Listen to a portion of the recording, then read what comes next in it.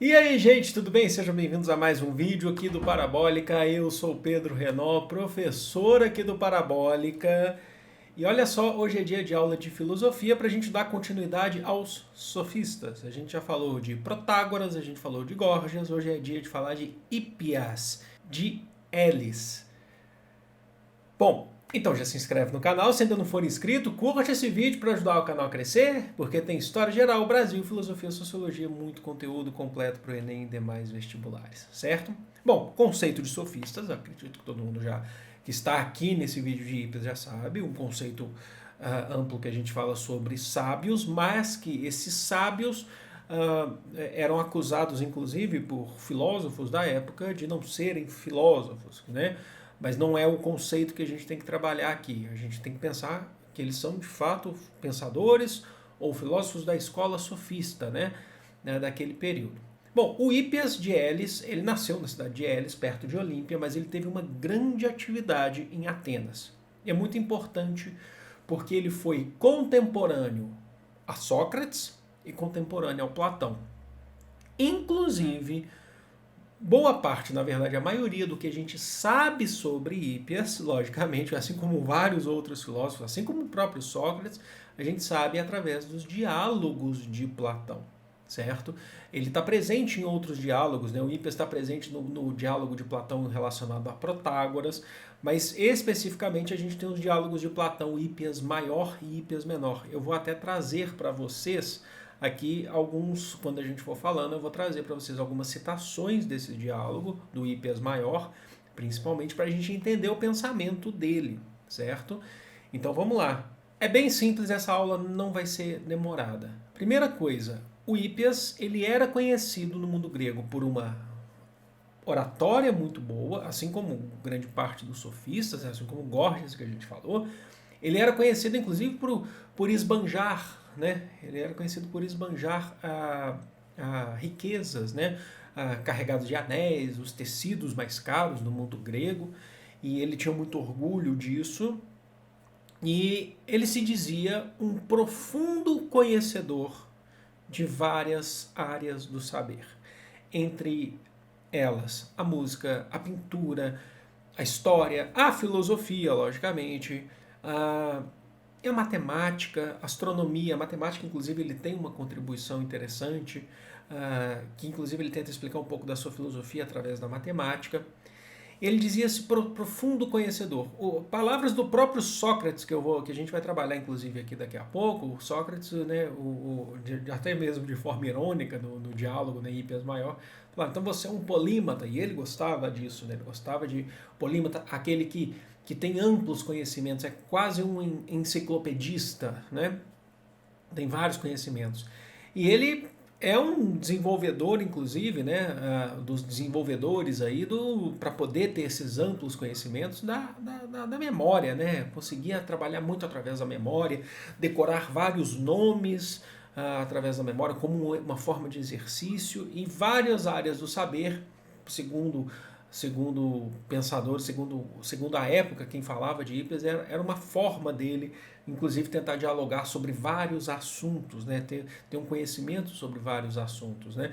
Então, é a arte da mnemotécnica, né? De estimular a memória para poder discutir, para poder lembrar sempre, né, de vários assuntos. Tem muita gente que desenvolveu vários outros ramos, várias outras artes, tem muita gente que trabalha com isso, de fato, e ele era um desses, inclusive. Inclusive, isso era utilizado pelo Hípias para ensinar as pessoas, ensinar os atenienses, nesse caso, a saberem de tudo, discutir sobre tudo, vencer debates.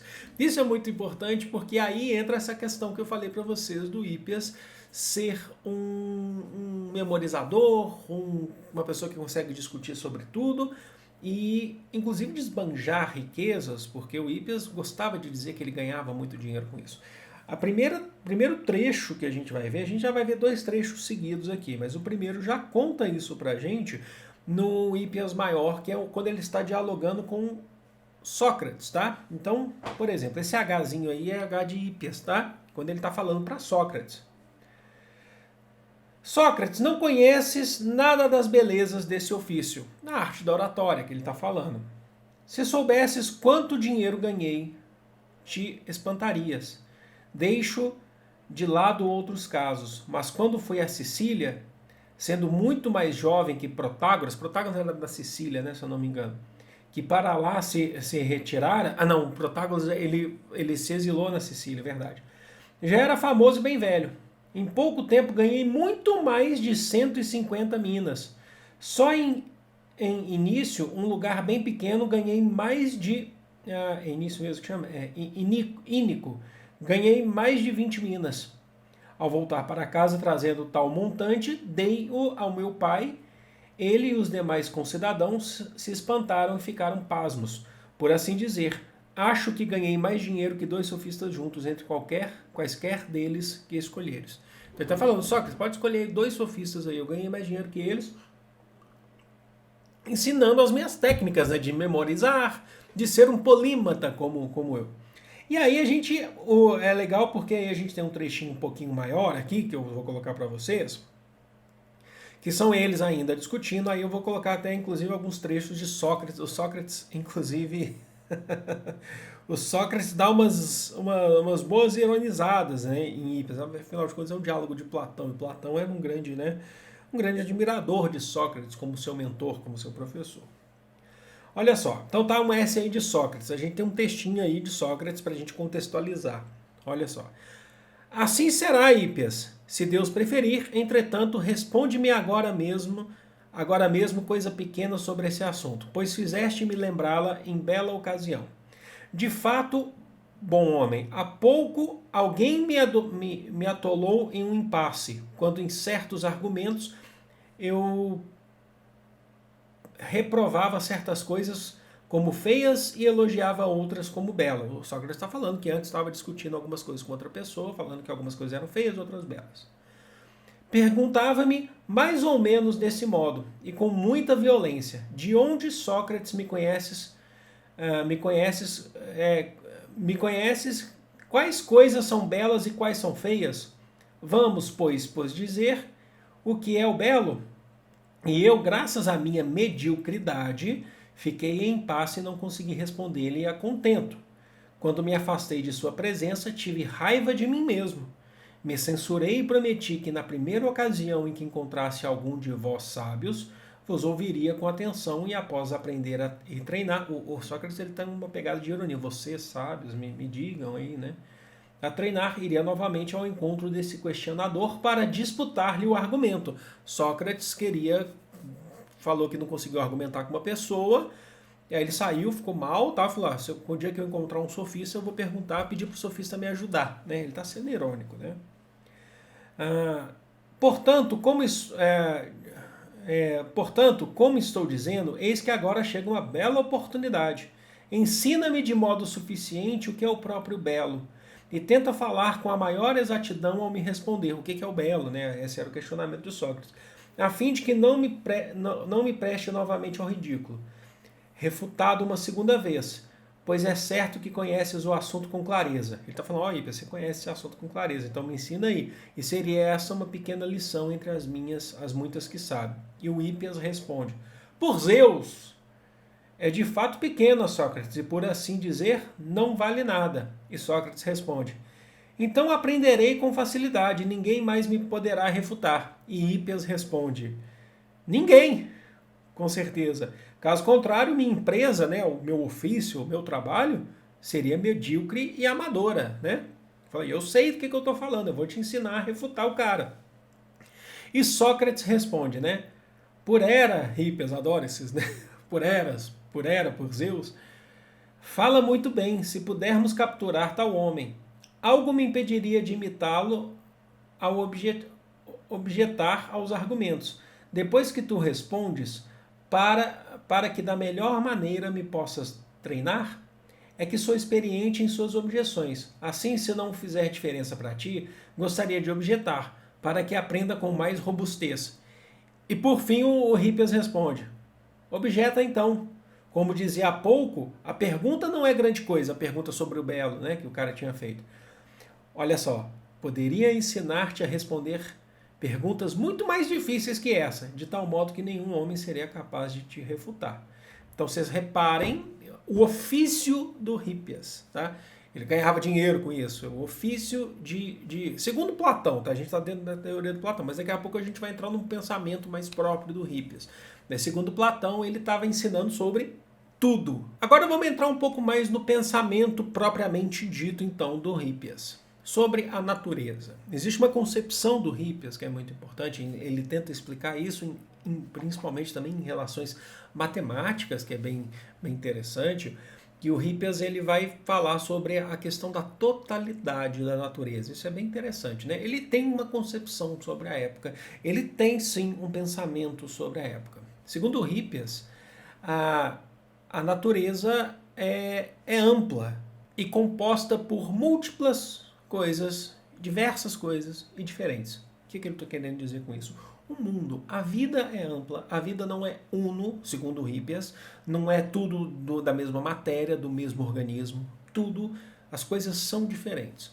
No entanto, para ele, tudo isso compõe uma totalidade da natureza. O que nós chamamos de natureza, a gente precisa entender que há uma diversidade muito grande. Tá? É diferente, inclusive, de alguns filósofos, tanto do neoplatonismo, até mesmo dos pré-socráticos, os filósofos da natureza, né, que diziam de uma única substância que compunha a natureza, né, a physis, né? Então, que se a gente pensar lá, desculpa, já citei exemplos aqui de Tales de Mileto, o mundo composto por água, água essencial, né, Anaximandro, a gente tinha o Apeiron, o Anaxímenes também, vai falar de ar também, entre outros ali. Então o Hippias ele fala, não, existe uma diversidade e existe uma verdade. Há uma verdade na natureza, existe uma verdade sobre as coisas, de fato.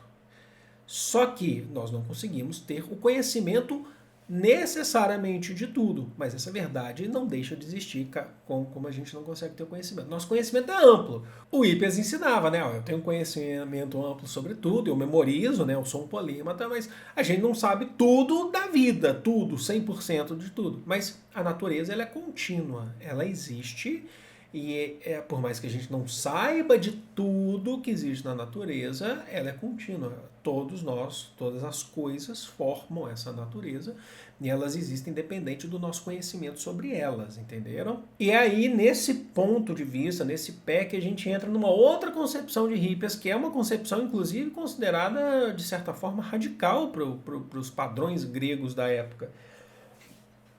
Por quê? Porque além dessa que a gente falou de natureza e totalidade, também tem a questão da natureza e as leis.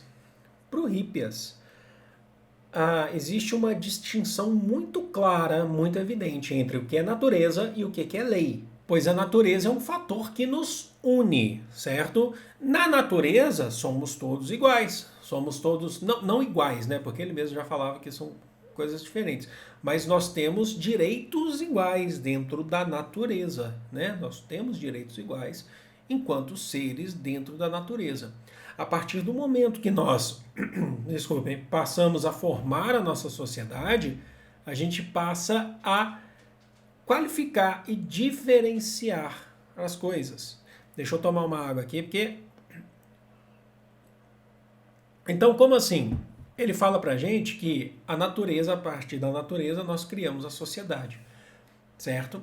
E a sociedade meio que destrói essa natureza, porque a sociedade, através das leis, as leis, então, elas diferenciam, elas qualificam, ele está, inclusive, supostamente fazendo uma crítica entre aqueles que têm as leis para protegê-los e aqueles que a lei não protege. Então, há uma crítica social dentro do contexto grego, principalmente ali ateniense.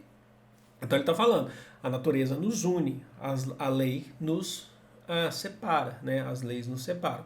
E aí a gente entra com o diálogo, né? Ainda no diálogo Hippias maior, que é um trecho agora menor, para falar sobre isso, ainda assim, ele dialogando lá com Sócrates, tá bom? Sócrates diz assim para ele, vamos lá. A lei Hippias diz ser um dano ou um benefício para a cidade? E Hippias responde, ela se estabelece, acho, em vista do benefício. Mas às vezes, se for mal estabelecida, também traz dano. A lei separa, ela pode trazer dano para a cidade. E Sócrates responde, o quê? Os que estabelecem a lei não a estabelecem como o maior bem para a cidade? O Sócrates, naquela retórica dele interessante, a maiêutica, né, que você já sabe muito bem. E não é o caso que sem ela é impossível ser administrada em boa ordem? E Hippias responde, dizes a verdade. Você está falando, é isso aí, a lei ela não é tão boa assim não. E o Sócrates responde, então, quando os que se empenham em estabelecer leis não acertam o que é bom, é a lei e o que é cívico, e a lei e o que é cívico que eles não acertam? Ou como dizes? E Hippias responde, de fato, Sócrates, em sua descrição exata, olha só, é assim, entretanto, não é assim que os homens costumam usar as palavras. Aí Sócrates responde, os que conhecem o assunto, Hippias, ou os que não o conhecem? E Hippias responde, a multidão dos homens. Então ele falou pra gente que a natureza nos torna, eu vou repetir aqui porque é muito importante que você saiba, a natureza nos torna, nos aproxima, né? Os nossos direitos dentro do mundo natural.